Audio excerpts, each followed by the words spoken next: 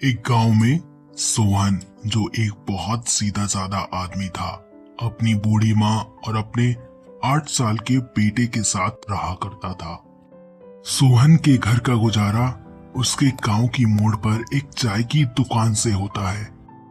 हालांकि सोहन को पैसे अभी कम मिल पाते हैं, लेकिन वे तीनों बहुत ज्यादा खुश रहा करते थे। इतने कम पैसे मिलने के बावजूद तीनों बहुत शांति से घर में रहा करते थे। लेकिन एक शाम सोहन जब अपनी दुकान पर जा रहा था तो उसे ऐसा लगा कोई उसका पीछा कर रहा हो।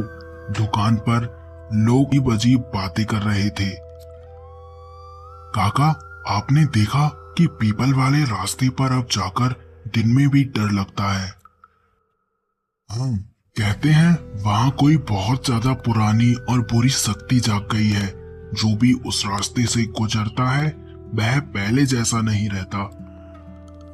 हाँ काका, उस रास्ते से कल रमेश गुजरा था। उसका तो पता ही नहीं चल पा रहा है कि वह कहाँ है। सोहन ने कपकपाती हुई आवाज में पूछा, काका, क्या सच में ऐसा होता है? मैं तो रोज वहीं से गुजरता हूँ। काका ने उसे चेतावनी भरी नजरों से देखा, लेकिन काका ने उससे कुछ नहीं कहा। एक एक करके सभी लोग चाय पीकर अपने अपने घर निकल गए। पहले वह आदमी, फिर वह काका। सोहन ने डर को झटकने की कोशिश की और दुकान बंद करके अपने घर की ओर निकल गया। रास्ता वही था, सुनसान सड़क और एक भी पेड़ नहीं। अजीब आवाजें आने लगी। सोहन ने पीछे मुड़कर देखा तो पेड़ के पीछे एक बुरी आत्मा खड़ी थी।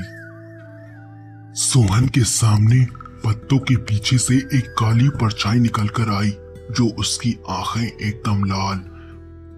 सोहन की बूढ़ी माँ और उसका 8 साल का बेटा उसका इंतजार कर रहे थे, लेकिन सोहन एक बहुत बड़ी मुसीबत में फंस चुका था। सोहन का गला सूख गया। वह वहीं उसके पैरों में गिड़गिड़ाने लगा और तुरंत वहां से भाग निकला। सोहन बेटा, क्या हुआ? आज आने में इतनी ज्यादा देर क्यों लगा दी? मैं और रोहन कब से तुम्हारा इंतजार कर रहे थे। माँ, वो काली आत्मा वहीं खड़ी रही। उसका सन्नाटा किसी चीख से ज्यादा भयानक था। उसकी माँ समझ गई थी कि वह एक बहुत बुरी आत्मा है जो गांव में आतंक मचा रही है।